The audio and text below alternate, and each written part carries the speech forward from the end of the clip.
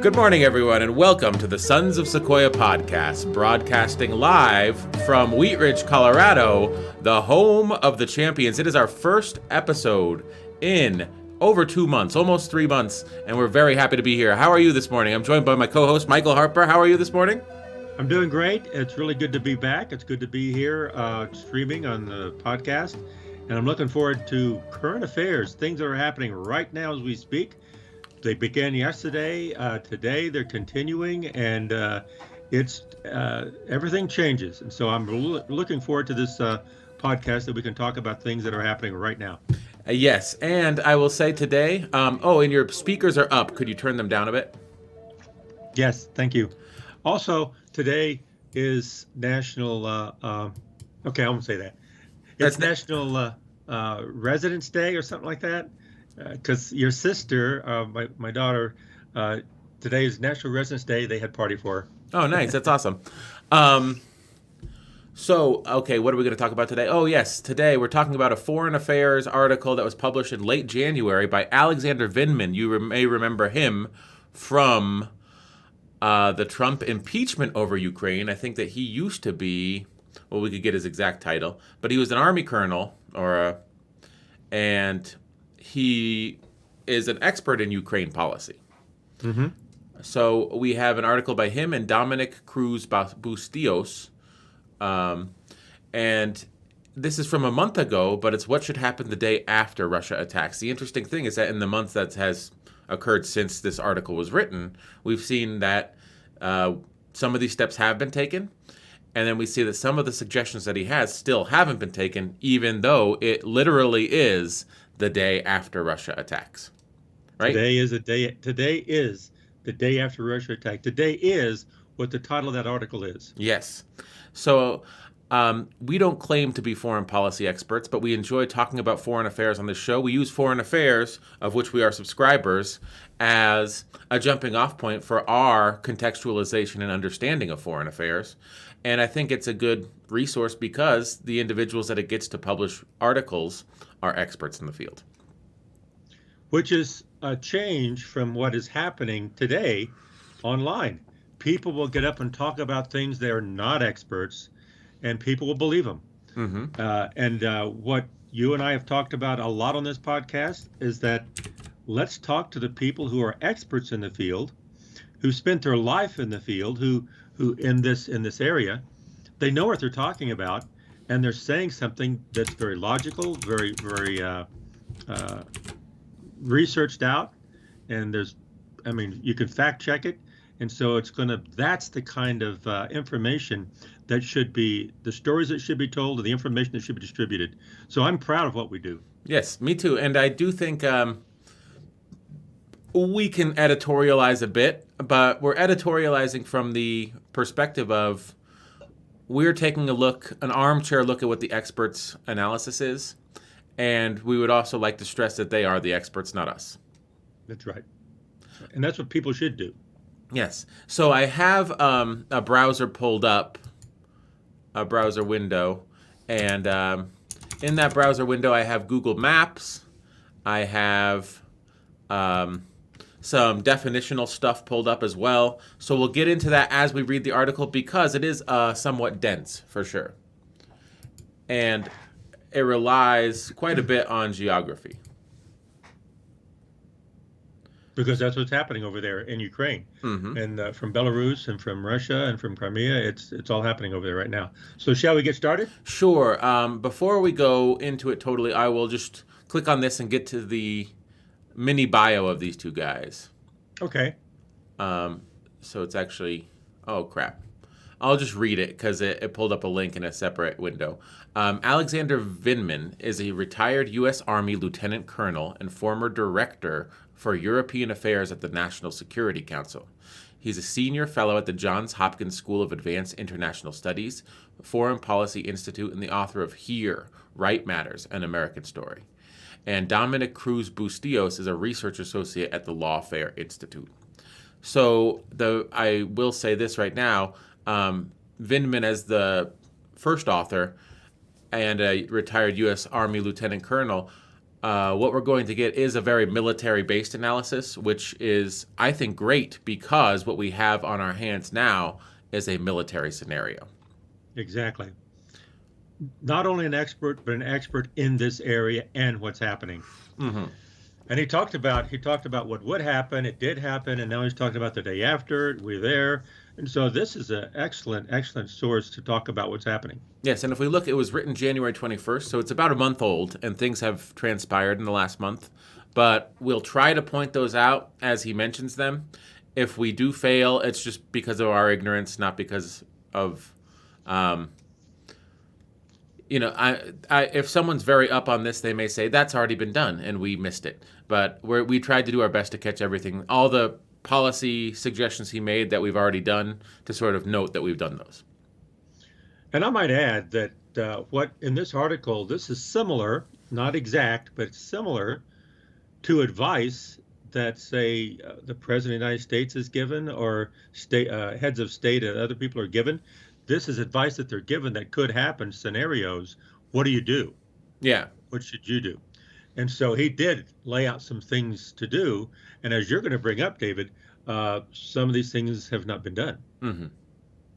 So let's get into it. Okay. Would you want to read first? Okay. And I'll stop you when we get to some of the geographical stuff and pull up some maps. Sound Just good? stop me. Oh, Okay. Absolutely. Okay, despite a flurry of meetings in recent weeks, the United States, NATO, Ukraine, and Russia have not moved any closer to a diplomatic solution or a reduction of tensions on the Ukrainian-Russian border. Although Russia has not completely abandoned diplomatic pretenses, the chasm between Russian and Western expectations has been laid bare. Russian officials have made clear that they are not interested in proposals focused solely on strategic stability or on military exercises, or even a moratorium on NATO membership for Ukraine. Russian President Vladimir Putin seeks nothing short of the complete dismantling of Europe's post-Cold War security architecture and a rollback of fundamental international agreements governing states' rights to self-determination, an outcome the United States and its partners and allies will never accept. Meanwhile, despite assurances that Russia has no plans to invade Ukraine, the Russian military has been occupying Ukraine's territory and fighting a war on Ukrainian soil since 2014. The military buildup along the Ukrainian-Russian border has continued unabated. Most recently, military equipment from Russia's Eastern Military District has moving westward, while attack and transport helicopters, as well as support units, have been moving into place for a full-scale offensive. Russia also justified a military buildup north of Ukraine by announcing that it will stage joint military exercises with Belarus that will run through February 20th. Russian forces are already being concentrated near the southern and southeastern borders with Ukraine. Additional steps remain before an operation will commence, but the live fire drills and exercises that are currently taking place and the arrival of logistics units are indicative of a forced preparation for action. So if we could pause there, just to give everyone the lay of the land, I'll pull up a map of the Ukraine here, and we'll. So here's the Ukraine, center of the map. Mm-hmm. Here's Belarus. This is the northern border where Russia's amassing troops. Mm-hmm. And that has close proximity to Kiev. In 2014, 2015, here's the Crimean Peninsula. There's already Russians here, and you can sort of see a little de facto border drawn in. Mm-hmm. Mm-hmm. Between Ukraine and Russia. And this used to be Ukraine, but Russia annexed it. That's right. And then they're also along the southern and southeastern borders, here near Luhansk and Donetsk, which Vindman will later refer to as the Donbass region. So I may pause you when we get to the Donbass discussion, or I may not. Good. But this is the Donbass here, Donetsk and Luhansk.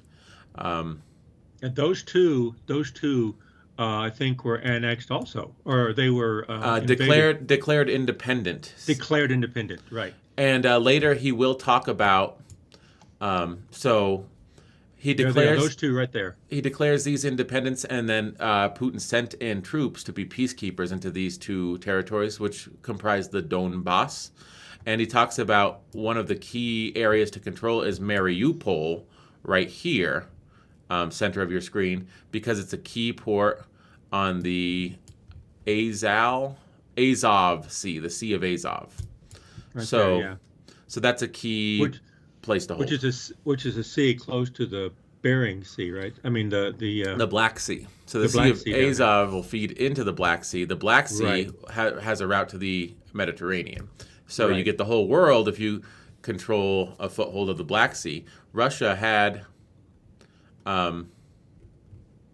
except for Rostov on Don, no real ports on that gave them access to the Mediterranean. If they can control Ukraine, they get all of this Black Sea real estate, Right. including but not limited to Odessa, which is a huge Right. port. So shall we continue? Yes. Okay. And also the southern part, also Ukraine has enormous natural resources. So let's continue on. Are you okay? Yes. Let's see. You were at earlier this week, U.S. President Joe Biden. Okay. Earlier this week, U.S. President Joe Biden predicted that Putin would ultimately decide on some form of invasion or incursion. Quote, "Do I think he'll test the West, test the United States and NATO as significantly as he can? Yes, I think he will." The president said at a press conference, quote, "My guess is he will move in," Biden added. Okay. A major military conflict in Ukraine would be a catastrophe. It is an outcome that no one should crave, but it is now a likelihood for which the United States must prepare. And that's the first section. Okay, and should we just continue on? Because, I mean, I think we're rolling right now. What happens now? Okay, next section says, what happens now? Presuming that diplomacy fails, there are three scenarios that could play out. Which one comes to pass will depend in large part on how Putin decides he can best achieve his ultimate goals. Crippling Ukrainian military capabilities, sowing turmoil in the Ukrainian government, and ultimately turning Ukraine into a failed state, an outcome that Putin seeks because it would bring an end to the threat of Ukraine as an intractable adversary and increasingly serious security challenge. Putin loathes the prospect of a thriving and prosperous democratic model in the cradle of the East Slavic civilization, a development that could provide Russian citizens with an increasingly palatable and inspiring framework for a democratic transition in their own country. Faced with declining influence and control over Ukrainian domestic and foreign policy, the Kremlin can achieve its objectives only with military force. And you showed where the cradle was, right there on the Black Sea, and right there access to the Mediterranean, right? Mm-hmm. Next paragraph. The first scenario would involve a coercive diplomatic resolution to the present crisis. Russia could move to formally recognize or annex the occupied Donbass region of eastern Ukraine. The Communist Party of the Russian Federation has already taken the step of introducing a bill to the Russian State Duma that would recognize the separatist statelets in the Donbass in a manner similar to the way Russia recognized Abkhazia. How do you pronounce that, David? I was doing some, let's see here. Russian recognized Abkhazia and South Ossetia. You said that down there. Gotcha. You know Russian. I don't. Okay, and you can pronounce these things better than I can. Abkhazia is how's that? Abkhazia? Abkhazia and South Ossetia. Is that right? Two breakaway regions in Georgia. This would allow the Kremlin to avoid further military escalation, yet still come away with a win. The Russian leadership might also hope to goad Ukraine into a miscalculation similar to the one made in 2008 by Georgian President Mikhail Saakashvili. I apologize if I mispronounce his name. Who chose to fight Russian-backed separatists in Abkhazia and South Ossetia, thereby providing the Kremlin with a pretext for additional military action and plausible deniability for any culpability. So Putin uses what's happening inside the country as cause to come in. Yeah, it's like a bully, getting in someone's personal space, and then someone pushes the bully, and the bully beats up the person. They say, he pushed me. Exactly. And it's almost exactly like that. That's exactly it. And that's a bully is a good term. At least we think so. Mm-hmm. Okay. Next paragraph. On their own, however, such moves would not represent gains for Russia. They would merely further calcify the status quo, and Russia would forfeit the potential to insert a pro-Kremlin fifth column into Ukrainian domestic politics. If Putin chooses this course, the United States and NATO may still respond with additional deployments along NATO's eastern flank, which would bring about the kind of security dilemma that the Kremlin wants to avoid. And just before moving on, we can just take a look at a fifth column is any group of people who undermine a larger group from within, usually in favor of an enemy group or nation. So that's sort of getting Russian sympathizers within the Ukraine to sort of undermine the legitimate Ukrainian government, the Ukrainian people, that type of thing. That's sort of, just in case no one's familiar with that term, figured we'd just define it here. I'm sure, Alexander, they are very familiar with that. They use those terms all the time. That's their business. That's their area. Other people really are not used to those terms. Thank you, David. Thank you. That was good. Ready? A second scenario would involve a limited Russian offensive with limited air power to seize additional territory in eastern Ukraine and in the Donbass, perhaps as an extension of recognition or full annexation. In this scenario, Russia would seize Mariupol, a major Ukrainian port on the Sea of Azov, as well as Kharkiv, a major city with symbolic importance as the interwar capital of the Ukrainian Soviet Socialist Republic. Now, I probably mispronounced those, didn't I, David? Probably. But should we take another look at the map real quick? Yes, let's do that. And look at the map. It says Russia should, in this scenario, Russia would seize Mariupol, a major Ukrainian port on the Sea of Azov. Where's that? Right here. How do you pronounce that? Mariupol. Yeah. Mariupol. Thank you. Sea of Azov. Azov. A-Z-O-V. Here's the Sea of Azov. And there you go. Of course, there's a route here right to the Black Sea. The Black Sea, this is where the whole game comes in, goes through Istanbul into the Sea of Marmara, the Aegean Sea, and of course, finally to the Mediterranean Sea. So this is access to the world. Yes. If you see, there you go. This is the importance. That's right. That's one of the importance of this. Yeah. A major important, right? Yeah. Okay. As a major city with symbolic importance as the interwar capital of the Ukrainian, Soviet Socialist Republic. Russia could also attempt a more ambitious, expanded version of this offensive by conducting a pincer move from the east and south with land, air, and sea power. From the south, Russia could establish a land bridge connecting Crimea to Russia's mainland. It could also launch an amphibious operation to seize Odessa, Ukraine's most important port, and then push toward Russian forces already stationed in Transnistria, a breakaway region, and Moldova. Okay, should we go back to the map one more time? Yes, let's do that. This is finally, okay. So you can narrate the first part. From the south, Russia could establish a land bridge. There's no map. Oh, here we go. Sorry.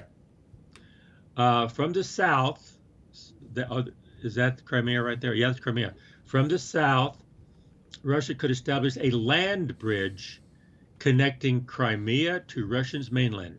Right there where you showed that little dotted spaces in there. You know. Yeah. They want to connect it to Russia's mainland, which is actually right here on this black border. So, they could funnel troops through here and try to connect this area with Mariupol, Donetsk, Luhansk. And so the Russian mainland, which is all this area up here, connects down to Crimea through the south and southeast of Yeah. Ukraine. Do you have a cursor that we can see? Oh, you can't see my cursor? No. No, I don't. There it is. Now I Oh, see okay. it. Oh, it just has to be. Okay, good. Oh, I see. Up on the mainland up there. I see. So it's Okay. this area they want to control, and that's like the entire coast of the Sea of Azov, Oh, I see. Yeah, yeah. and That makes that's sense. and I think that's more doable. That's why he releases that first. But Uh-huh. then what he says next is very interesting. It could also launch an amphibious operation to seize Odessa over there on the left. Uh huh. And that's Ukraine, with wait, where is it? Oh yeah, no, Transnistria. yes, Odessa, Ukraine's most important port, and then push toward Russian forces already stationed in Transnistria, a breakaway region of Moldova. And its capital is Tiraspol, so it's right here. This is the capital of Transnistria, Tiraspol and here's in Moldova. Odessa. So really, what they're looking to control, at least in this section, is use its foothold in the Crimea and in Moldova, the breakaway, to control basically the entire Black Sea coastline. Hmm. Yep, and that's why they would. Yep, there you go. So he's probably, Alexander Vindman. He's very familiar with this, and it's easy because he's lived with this for his life. But this, to understand what he's saying, this is really helpful, David. Yeah. Shall So we go on? sure. That's the end of that section. Okay. Ready for the next section? Sure. Here's a title. A major military conflict in Ukraine would be a catastrophe. Okay. Such a move would deprive Ukraine of vital economic ports along its southern coast, render Ukraine landlocked, and resolve Russia's long-standing logistical problems with providing supplies, including water, to Crimea. This would be an enormous operation requiring all the forces Russia has assembled in Crimea and along Ukraine's eastern and northern borders. This would also require seizing and holding contested terrain. Russia would be forced to engage in a costly effort to occupy major Ukrainian cities, exposing its forces to difficult urban warfare, a protracted military campaign, and a costly insurgency. Moreover, seizing and holding terrain for a long-term occupation would weaken Ukraine, but would not result in a failed state. Interesting. So there he's saying that yeah, what you just showed would have a landlock, would totally control it, but you have to occupy it, and the state would still be viable. That's his opinion, though, right? That's his opinion. That's his opinion, right? This is Because what he's saying. I mean, I realize that Alexander Vindman knows a lot more about this than we do. Yet, I'm saying, let's just highlight this real quick. Seizing and holding terrain for a long-term occupation would weaken Ukraine, but would not result in a failed state unless it does. That's right.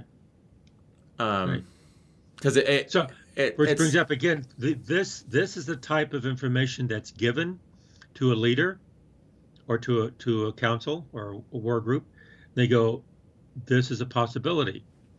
It's not a fact. mhm. It might happen. It might not happen. That's what you're saying, right? And I'm sure that a lot of analysis goes to, but would not result in a failed state.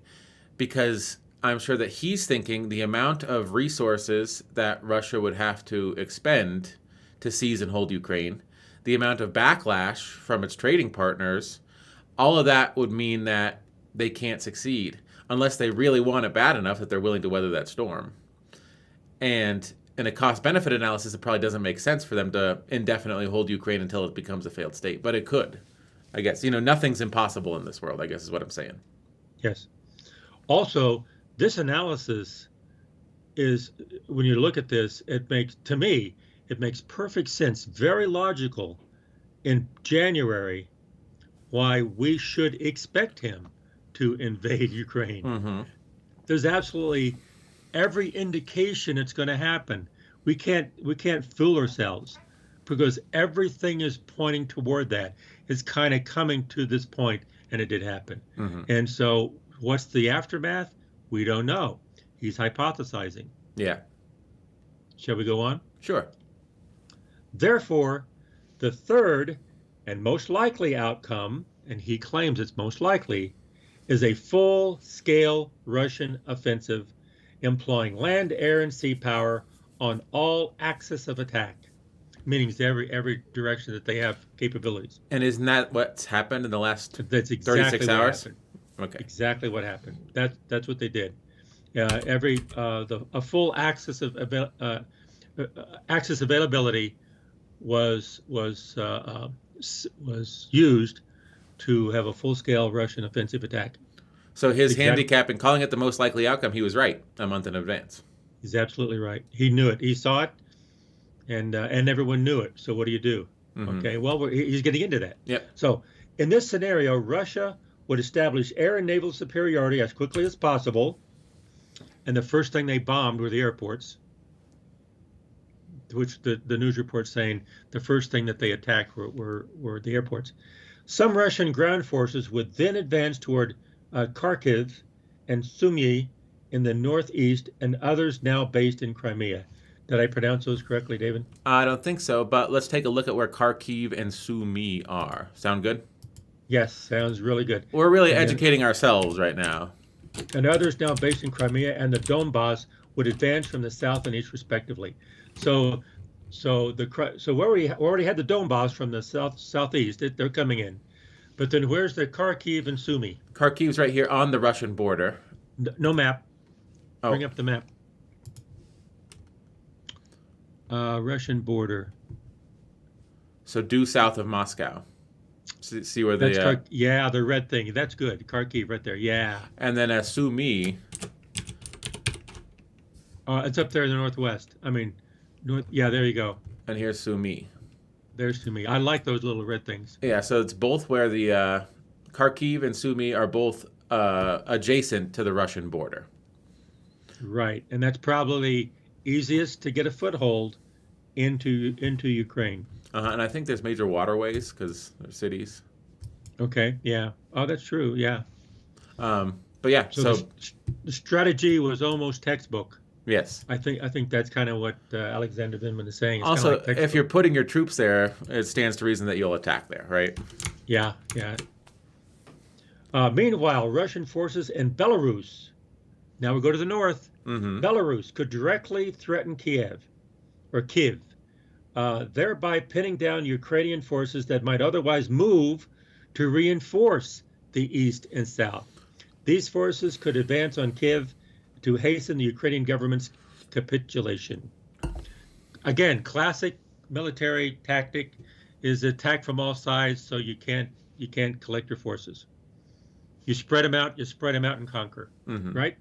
And we know Belarus is from the north. Yep. And Kiev is okay. Right next to the Belarusian border. You're right.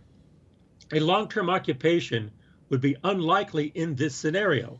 Storming and pacifying major cities would entail a level of urban warfare and additional casualties that the Russian military probably wishes to avoid. Russian forces would be more likely to capture and hold territory, to establish and protect supply lines, and then withdraw after obtaining a favorable diplomatic settlement for inflicting sufficient damage. Ukraine and the West would then be left to pick up the pieces. This operation would focus on punitive strikes on the Ukrainian government, the military, critical infrastructure, and places important to the Ukrainians' national identity and morale.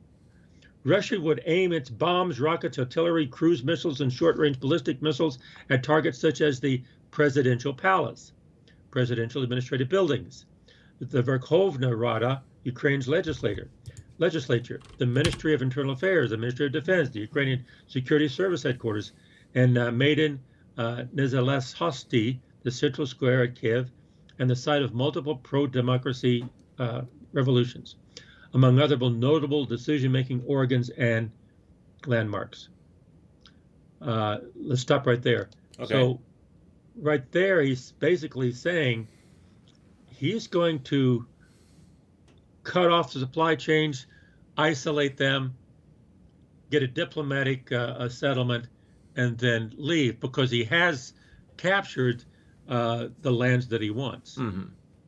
So, David, let me ask you, is this saying he doesn't really care about Ukraine? He cares about the parts of Ukraine that gives him access to the Mediterranean and the sea, the Black Sea and Aegean Sea. He just wants the resources to help Russia. Is that what this is saying? I think so, yeah. And I think that holding Ukraine would be too difficult, and the independent pro democracy spirit in Kiev and other places is stronger than in places like the Crimea, where there was a strong pro Russian sentiment, or in the Donbass, where there's a strong pro Russian sentiment. Um,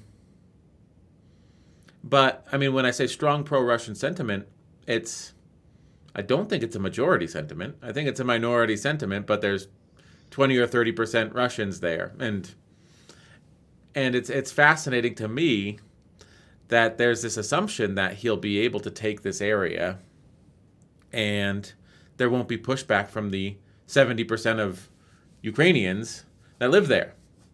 This will be just fine because it's 30% Russian. It's like, well, it's 70% not Russian. That's so I don't know where his analysis is coming from, but he also wants to smash the state, it sounds like. Ministry of Defense, Ministry of Internal Affairs, Security Service, the Army, the Navy, the Air Force, and the central square where people protest.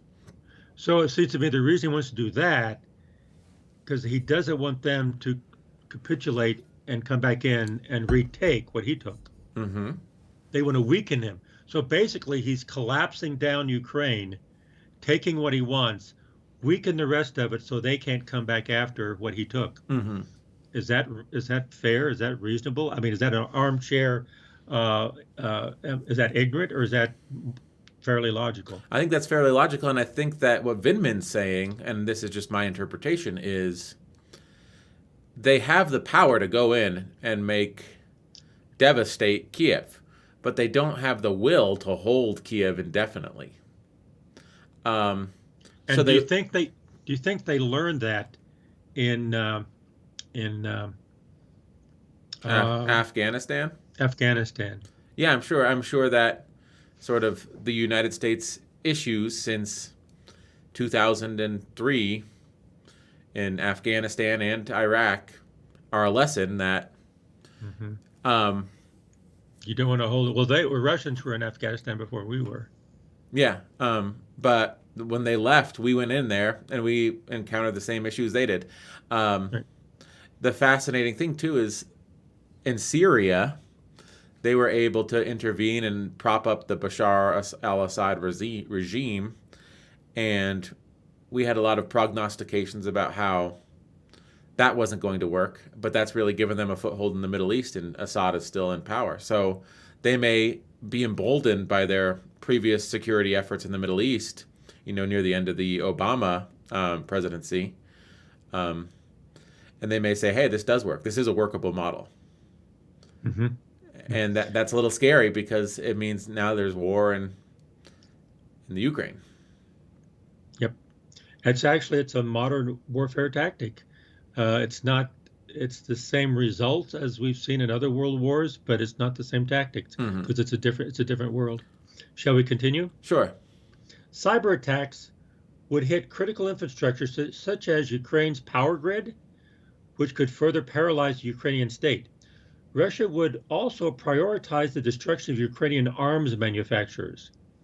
By eliminating Ukraine's capacity to develop and produce Neptune cruise missiles, Sapson missile systems, and RIM-2 short-range ballistic missiles, Russia could remove the prospective threat of conventional deterrent from Ukraine in the immediate future.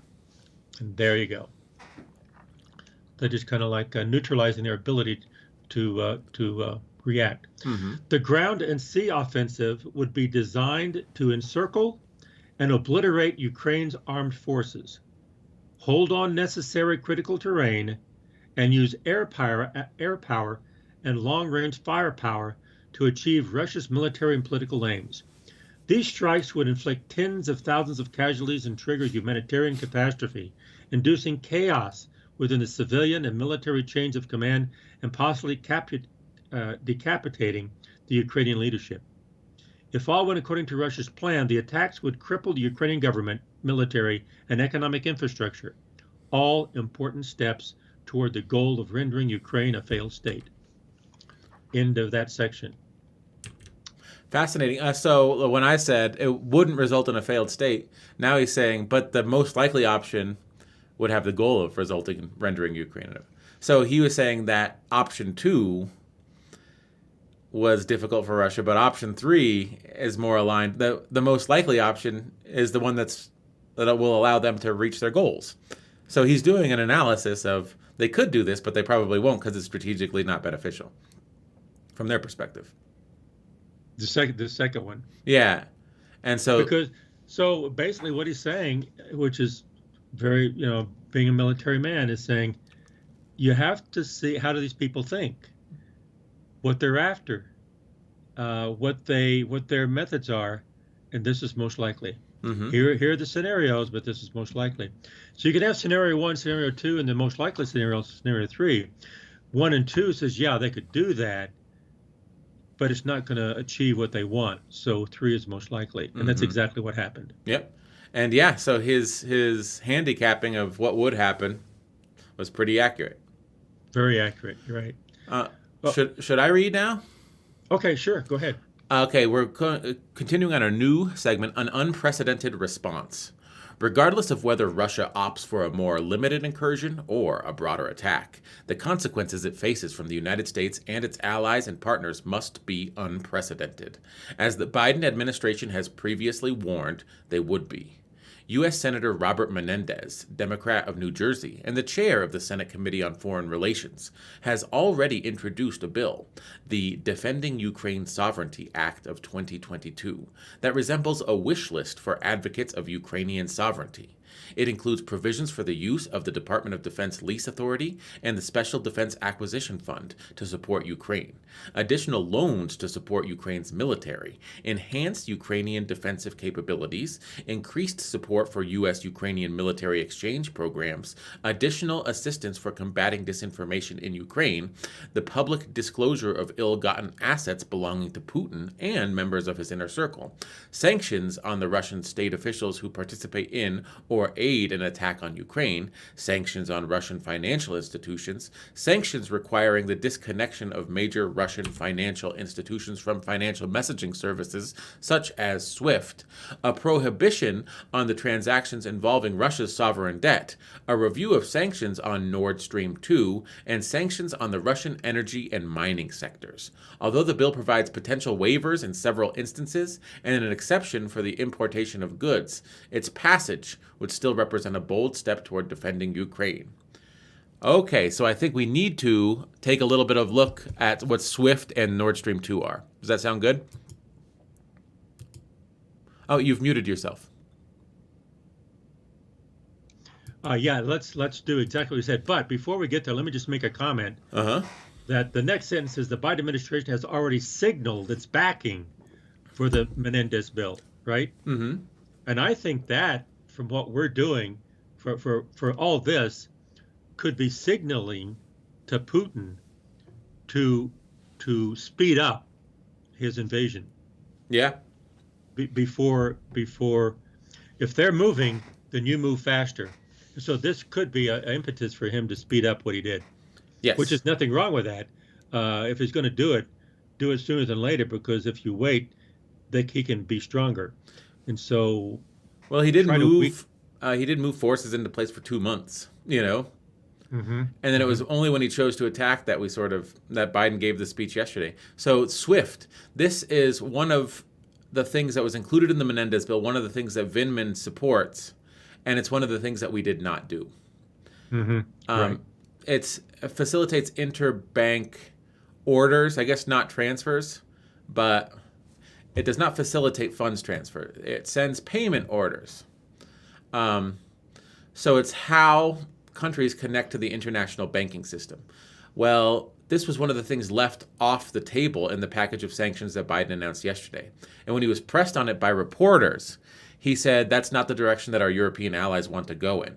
Now, I was telling you yesterday, I don't know why, and this is just pure speculation, but I think that Europe does significantly more business with Russia than the United States, and there may be funds that they need to repatriate before they cut Russia off from SWIFT. That's That's a, my. that's very, very logical. Very Mhm. logical. And then he also said revisiting the Nord Stream 2 sanctions. Well, we see Germany, Nord Stream 2, let's just see what it is. The Nord Stream 2 is a pipeline that will transport natural gas into the European Union, and it runs under the Baltic Sea from Russia to Germany. Well, Germany announced the halting of Nord Stream 2. And so that was a project that they cut as a result of Russia's actions. Now, I do want to say this, and I told you this yesterday too. The SWIFT payment systems are necessary today. There's money tied up moving around today. The functioning of the economy would be affected today by cutting Russia off from SWIFT.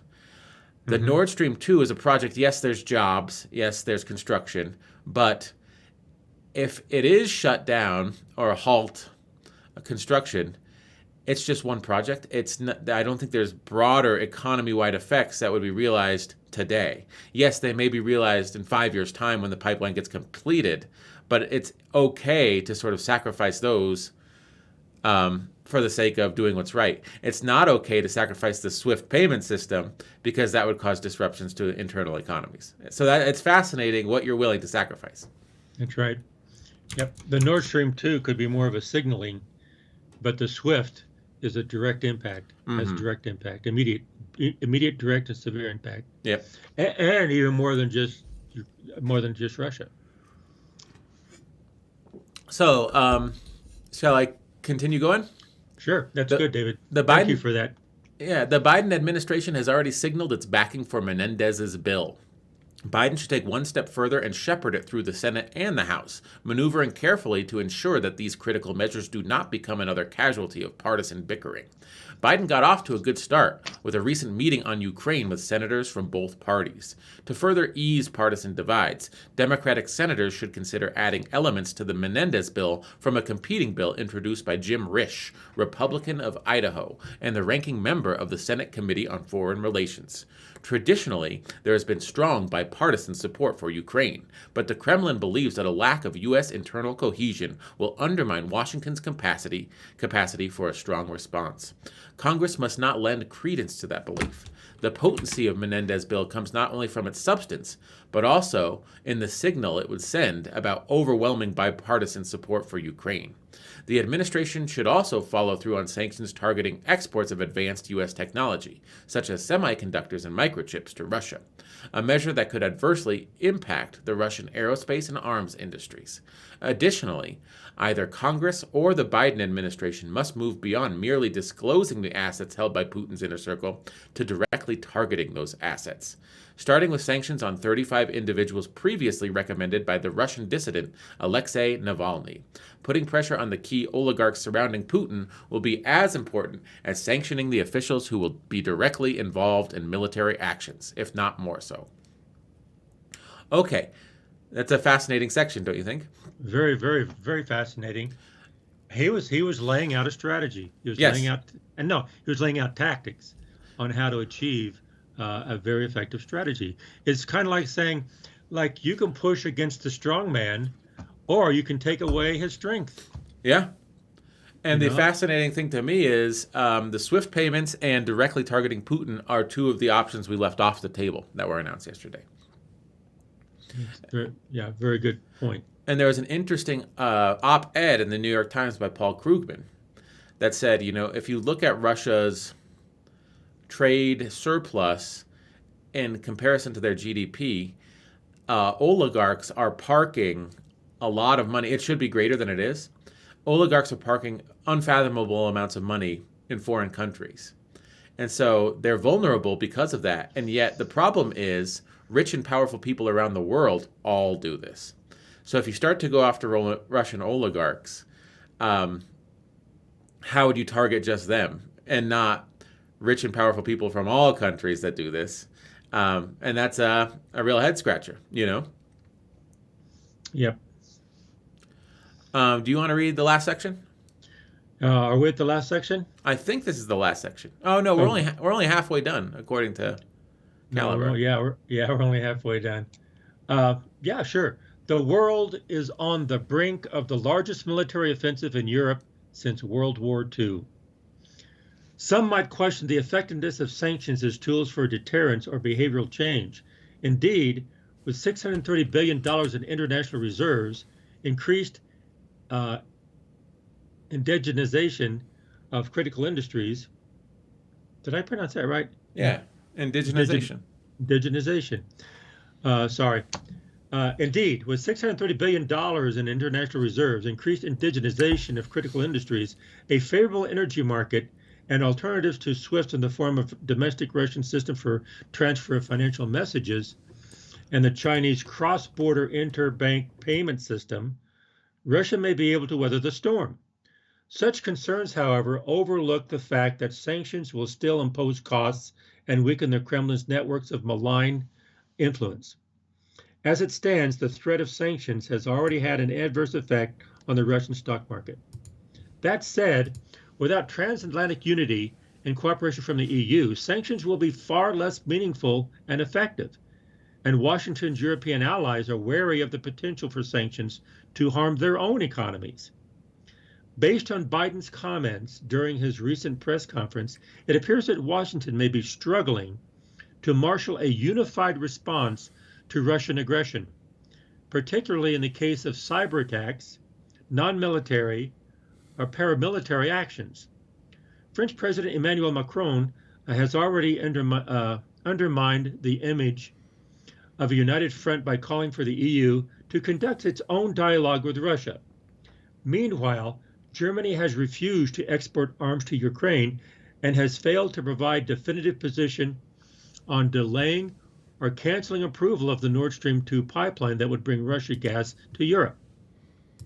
Russia may cut off its energy supplies to Europe, which would exacerbate the existing European energy crisis and threaten transatlantic unity. The energy crisis already led the United States to send additional liquefied natural gas to EU countries last December.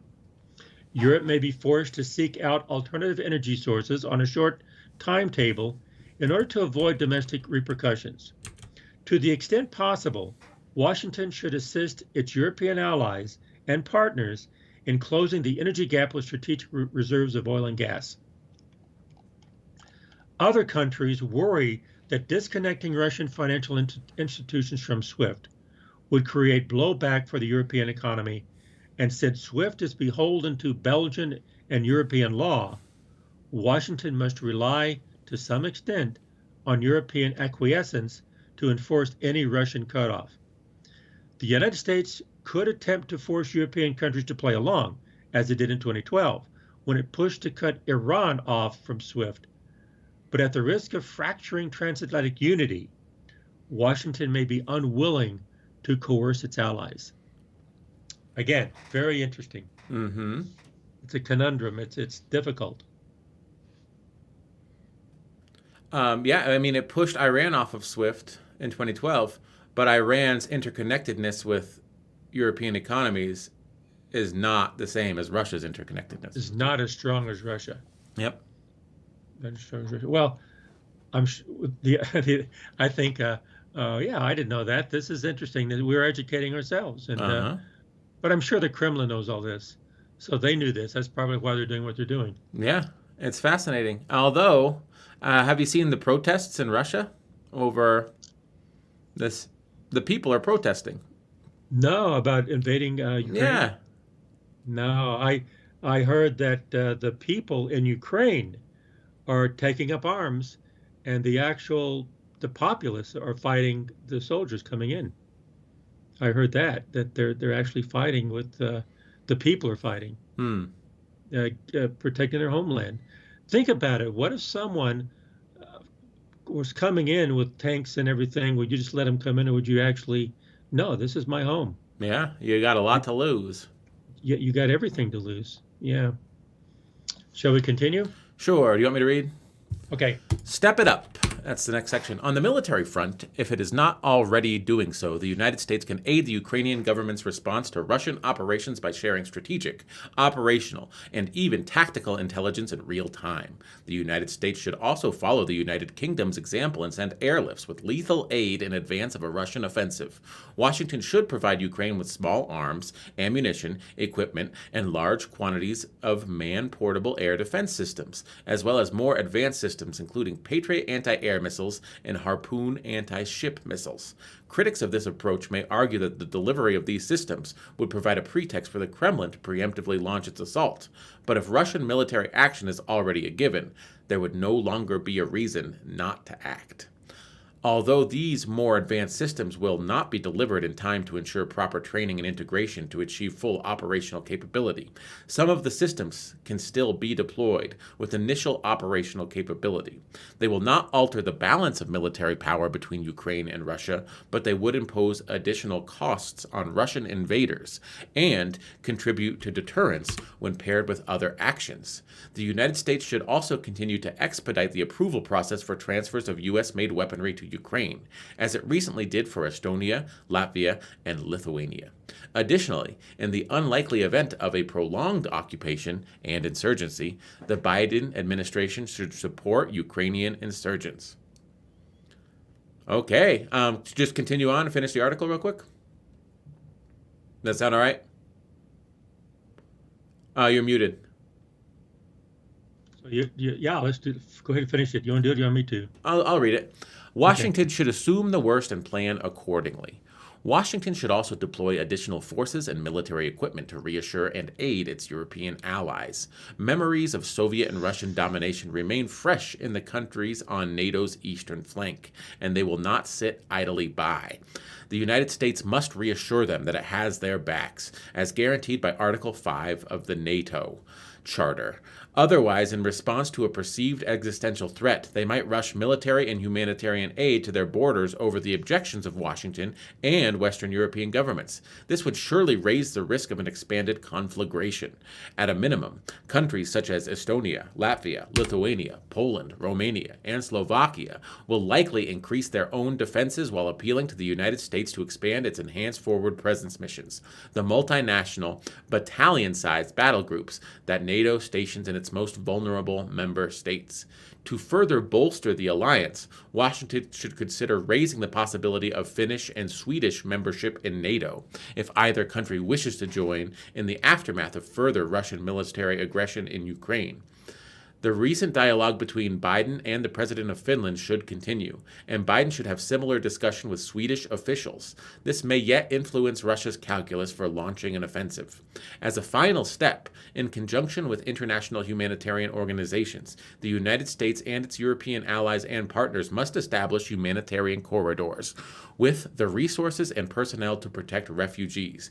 Tens of thousands, if not hundreds of thousands, or even millions may flee the conflict, either as internally displaced persons within Ukraine or as refugees in neighboring countries. The United States, the United Kingdom, and the EU should accommodate this influx of asylum seekers and refugees with emergency special immigrant visas of the kind made available to Afghans fleeing the Taliban takeover of their country last summer. NATO members will need to share the burden imposed by this influx. The countries of the alliance's eastern flank cannot be expected to act alone. Okay, that's do you want to discuss that at all? Well, actually, I'm glad he said what he said, because you say this is so complex and all this stuff going on, and why do we need to worry about it? Well, we need to worry about it because people losing their homes, people losing their lives. All of this is very, very important. Mm-hmm. We're talking about people's homes and people's livelihood, people's cultures, people's history. So all this politics might seem a lot of difficult, but it's important. Mm-hmm. It's very important. So, one last section, and then we'll finish the article. One Time last to section. prepare. Although the Biden administration has handled the process of faux negotiations with Russia admirably, the ultimate outcome will still be the partial result of missed opportunities. Washington has put itself in a position in which, short of threatening military escalation, deterrence will probably fail. The options for deterrence today are significantly worse than they were last year, last month, or even last week. The U.S. commitment to peace and diplomatic resolutions during this time has been commendable, but in focusing on diplomacy without a commensurate emphasis on hard power tools, the Biden administration missed an opportunity to head off a crisis on Europe's eastern flank. In hindsight, a more forceful response to the military buildup that Russia carried out on its border with Ukraine last April could have led to preemptive force posture changes and the introduction of lethal aid to Ukraine, which might have had greater impact on altering the Kremlin's calculus for a military technical solution. By waiting until the last moment for the kind of sweeping responses currently under consideration, Washington must now confront Russia with a limited ability to deter and coerce. The world is on the brink of the largest military offensive in Europe since World War II. Considering the existing interests of the major political stakeholders, the United States, Ukraine, and Russia are unlikely to significantly alter their current approaches to the situation. Washington has no desire to employ hard power to deter Russia, and it will not back down on principles or values that it has espoused for decades. In Ukraine, President Volodymyr Zelensky's standing is already precarious given his declining approval ratings, his failure to implement a bilateral plan for de-escalation with Russia, middling faith in his ability to lead during a time of war, his focus on prosecuting former President Petro Poroshenko on suspicion of treason, a roiling dispute with the oligarch Rinat Akhmetov, and his downplaying of the current Russian threat. For Zelensky, capitulation to Russia would be tantamount to political suicide. And even if Washington or Kiev did change its stance, there is still no guarantee that Moscow would be satisfied and de-escalate. The moment a war starts, the geopolitical landscape will become significantly more challenging for U.S. national security. Washington should assume the worst and plan accordingly, leveraging all elements of its power to protect U.S. interests. The Biden administration must maintain a delicate balance, avoiding a one-on-one military confrontation with Russia while punishing Russia for creating this harsh new reality. Right now, no task is more important. Well, that was very good. That was excellent. I hear that and it's really true. It's all about timing, missed opportunities. If you wait, the consequences of waiting is letting your opponent or letting the forces move in directions you don't want them to move in. And if you let them go too far, you can't undo them. So it's about timing. It's about recognizing the opportunity.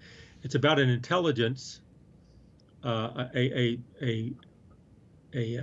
political, military, and just human intelligence of seeing what's going to happen, of how things are going to unfold. It's understanding people, understanding Russia, understanding Putin, understanding our allies, understanding Europe, understanding the situation.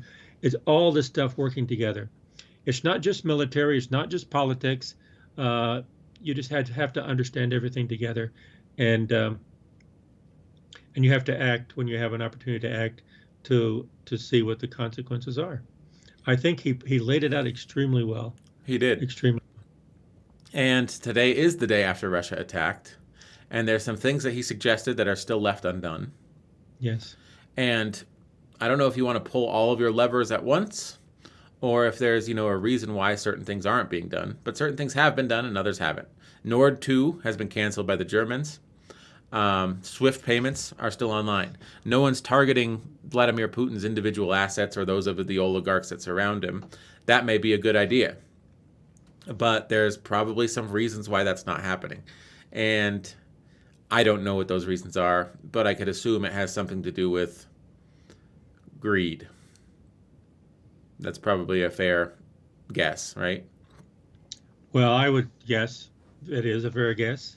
Another fair guess would be the consequences, that the risk of the consequences are greater than the benefits, but also the consequences that you're not willing to take, the downside of those actions, unfortunately. And sometimes, yeah, the greed part or the self-interest part always enters in, because all this stuff, you have people behind all these things, and you have egos and self-interests. Mm-hmm. Well, this has been very good, David. Anything you'd like to add before we close this off? No, but I'm happy that we're back doing the podcast. This has been episode 129, I believe. Yes, and I think, and I want to emphasize again, you've said it probably better than I can say it, but I want to emphasize it again that Alexander Vindman and Dominic Cruz Bustillos, uh, these are experts. Mm-hmm. They have. This is not just some news person trying to gather interests or viewers. These are people who understand what they're talking about, and what they hypothesize happened, and they propose, as you quite well pointed out, what they propose should happen has not happened yet. Maybe it will, but there may be a lot of reasons undermining why it didn't happen. So I think the people who don't have extensive knowledge or experience in these areas have to be very careful in believing things that are told by people who really don't know what they're talking about. Mm-hmm. I just want to say that because these people do, and I like how we do it, David. And I think that this is the kind of discussions that should be made. Yes. And I will also say, politics in America for the last 5 years has been a messy affair. Now there's a security concern that's perhaps the greatest one that the United States and the world has seen in a long time. And I hope, like when Vindman says, the Menendez bill should be combined with the bill from the Republican from Idaho to sort of throw everyone a bone. And I hope that in a time where United States national security and the future of our ability to sort of influence events in the world and form a democratic future is at stake, I hope that this is an opportunity for the individuals in Congress and the people around the country to sort of put aside partisan differences and realize that we have these organizations. Congress exists to serve the American people, and perhaps a foreign policy challenge will trickle down to domestic policy challenges, and Congress will start realizing that this country can be great, but only if we all work together. Yeah, and I would say put aside petty differences. Mm-hmm.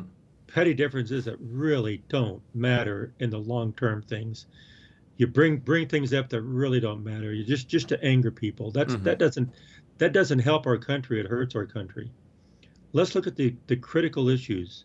The critical issues with long-term effects. Mm-hmm. That's going to make our country great and also help other people in this, our allies. Yes. Our allies. And also learn from history. The people that remember their parents were in World War II, maybe their grandparents were in World War I, learn from that. That we are on the brink, as Vindman said, the world is on the brink of the largest military offensive in Europe since World War II. Well, look how World War II started, and it's not too unlike what we see now. Yeah. So let's make sure that we learn from history and don't repeat it, because World War II was horrible. Mm-hmm. And hopefully, this foreign policy challenge may be an opportunity for America to heal some of the divides and work together to do what's best for the country as a whole, not for any individual in or out groups. Well said. Well said, David. So I think we can end it there, right? I think we can. This has been the Sons of Sequoia podcast, broadcasting live from Wheat Ridge, Colorado. We hope you all have enjoyed it. Is there anything you'd like to say before we leave? We always say, keep on talking, but listen more than you talk. And try to understand what the other person is saying. Catch you next time, everyone. Bye.